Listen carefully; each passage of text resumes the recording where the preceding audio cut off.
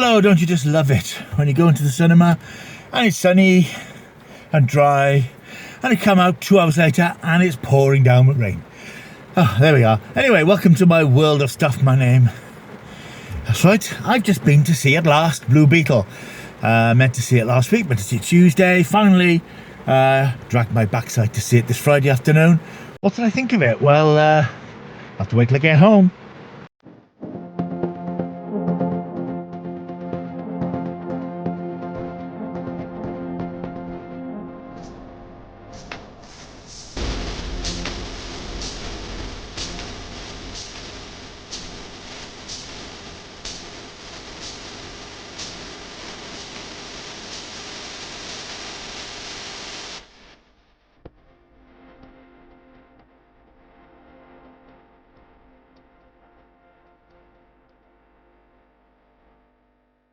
So here we are a couple of hours later and back in the cinema room having seen Blue Beetle at last. This is a film which, as I mentioned, I was going to see last week when it came out. I was going to see it on Tuesday. But even though it was quite well reviewed and quite well liked by people who saw it, I think it didn't strike me as a must-watch immediately. Because I don't know anything about the Blue Beetle character from DC Comics, I'm not familiar with the character. And I suppose a little bit of superhero fatigue, particularly with DC films, which have really underwhelmed over the last 18 months, I suppose, really. And a general, perhaps, fatigue with the whole superhero concept at the moment. It does seem a bit starting to run out of fuel a little bit. But certainly DC has had its problems. And it's a shame that this film has come along now towards the end of the DC Extended Universe before James Gunn's reboot next year, because it's actually very good. It's a good film. But what it does mean is that the DCEU can wind up its account with a decent film instead of the collection of half-baked clunkers it's delivered in the last couple of years. What I like about the film, there's several things I like about it. The first thing I like is its representation and diversity, or its approach to those topics. They're hot topics in entertainment at the moment. They're sort of very sensitive topics, and a lot of people get very annoyed when those issues are approached in a slightly box-ticking or perfunctory sort of way, just changing the gender or sexuality of a character for the sake of it. We've all seen this happening and we all have different views on it. What I like about this film, it is about a Latino family, and that's the way to do it. That's the way to tackle these issues, to do it properly by creating characters who properly represent these minorities or these cultures, rather than just saying, well, let's make this character this colour or make this character this gender. Just do it by creating characters that properly represent this world. And this is quite clearly what's happened here, because this film is directed by Angel Manuel Soto and stars Zolo Mariduena, who we know from Cobra Kai. And it is about a Latino family living in not exactly poverty, but that they're on their uppers, as it were. And it sort of tells that story of the haves, the big rich white industrialists, and the Latino families living and looking across at the rich people and striving to keep their heads above water. The story is about a young lad called, we pronounce it as Jamie. He's pronounced as Hamey, or Hamer, Hamey Reyes. He's a 22-year-old lad who's just graduated from Gotham University. He's got a degree. He comes home to his family, who are living in Palmyra City, and he discovers that lots been going on while he's been away. His father's had a heart attack, the family business has closed down, and the whole family, which is basically his parents, his uncle, and his grandmother, they look like they're going to lose their family home. He's appalled that all this has happened while he's been away. Can't understand why they didn't ask him for help, but they just wanted him to make something of his life, and he has. But the struggle now is how to move forward from this. He and his sister get a job working for Cord Industries, which is, I suppose, this film was riff on Stark Industries from Marvel, run by the very powerful and forbidding Victoria Cord, played by the brilliant Susan Sarandon. You don't see enough of her in films. She's a terrific actress.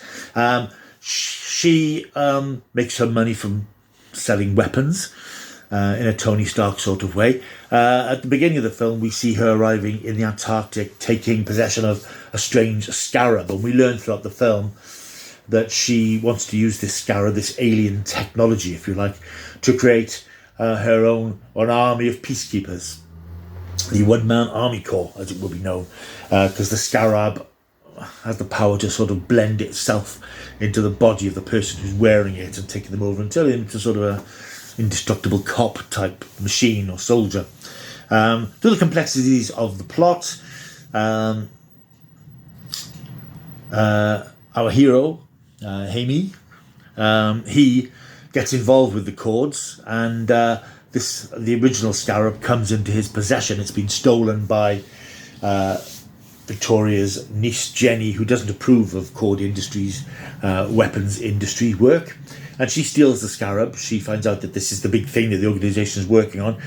She passes it on to Hamey, and he becomes not exactly possessed by it, but it sort of takes him over. It attaches itself to his back, it bonds with him, turns him into the character, the Blue Beetle, who is, as we discover later on in the film, a character who has had a previous history. And the Blue Beetle was actually Ted Cord, who was Jenny's father back in the day. All this is extraneous detail, really, around what the film's all about. The film then launches into this battle between Victoria Cord, who wants to get hold of the scarab. She wants it back. She wants to use its power on one of her own henchmen to start up her one-man army program. And that leads into conflict when Hamey's family are drawn into it, and he becomes caught in the crossfire of a terrible battle between himself, the Blue Beetle, his Blue Beetle alter ego, and Cord and her thugs. It's a really good film. I mean, I don't think I've done it particularly justice in outlining the plot, because I've wandered around a little bit, but there's quite a lot going on. And as I say, what I think works about it is the fact that it is this sort of, it is a cultural film about this Latino culture family, but it also is about family, and that's something which crosses all cultures and all boundaries.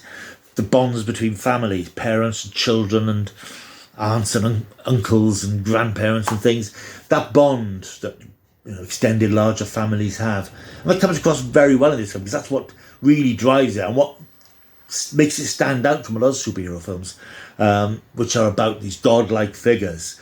But this is about a boy who is thrust into an incredible situation, finds himself with incredible abilities, doesn't quite know how to deal with it, how to handle what he's supposed to do with it. But all around him, his family who care for him and fight for him. And that gives the film a warmth, which is often missing from some superhero films. Another thing I like about this film, I think the budget was around 110, 120 million dollars. If you compare it to things like Indiana Jones that came out this year, which cost 300 million, the effects of this are superb. I mean, this is, for what we might call a low-budget superhero film, it does not disgrace itself visually. The effects are terrific. They're very, very compelling, very good. They look like the effects you would give it a much bigger budgeted, I don't know if you think Guardians of the Galaxy, with what, $250 million budget. This is punching well above its weight because the effects are great. Flying scenes, action scenes. I mean, it does inevitably do what superhero films do, and it ends up in the battle between two super-powered characters throwing beams at each other and punching and hitting each other. That's sort of a superhero thing. It's very hard to avoid that. You have to have that sort of spectacle. But it works here because the stakes seem quite high. Family is at stake. And it just works. It's a really nice-natured, good-hearted, beautifully made film. It really makes vibrant use of colour. It just pops off the screen. It looks great. It's just a very entertaining piece of superhero cinema. And I heartily recommend it. I really enjoyed it. I'm not going to say I had a good time with it. Don't go there. I think you'll enjoy it if you do go and see it. It hasn't done very well at the box office. I'm hoping it will show some legs because obviously in the way of these films, it sets up a potential sequel. It sort of teases a potential sequel. But one of the other things I liked about it is the fact that you can go into it cold. It doesn't matter if you don't know about other DC characters. It doesn't have... other characters are mentioned in passing. But you don't have to have seen 6 other films. You don't need to have a encyclopedic knowledge of 1960s comic books or anything to get it. Although there are some references to visual references to previous incarnations of the Blue Beetle, but that doesn't matter to first-time viewers. It's its own thing. It's a standalone film. You could never have seen another superhero film, which I accept is unlikely, but you can watch this and have a really good time with it and enjoy it. Which I did. I hope it will pick up the pace and make a profit, even if it doesn't lead to a sequel. I mean, James Gunn has said that the character features in his rebooted DC universe. I have some thoughts about the wisdom of that, but there we are. That's for the future. I think it's a standalone film. It's good fun. I would like to see a sequel because it's just a likeable bunch of characters, and I think that our boy Zolo acquits himself very well in his first feature film, and I hope that it does go on to do well. If nothing else, if people who are watching it, who have seen it, seem to enjoy it, and what more can you ask? Blue Beetle's in cinemas now. I really enjoyed it, and I think you will too. I'm going to give it 8 out of 10. 8 out of 10. That's how much I enjoy Blue Beetle. So thank you for watching this here video. If you've enjoyed this video, I can't see any reason why you wouldn't. Why not like and subscribe and get notifications for future videos? That would be lovely. Subscribe would be particularly nice. Leave a comment down below. That's also a handy thing to do. I don't know what's coming up next. Bank holiday's coming up, so I'll probably knock out another video or 2 over the weekend for your viewing pleasure. So I'll see you soon. Until I see you next time, yeah, keep checking the stuff.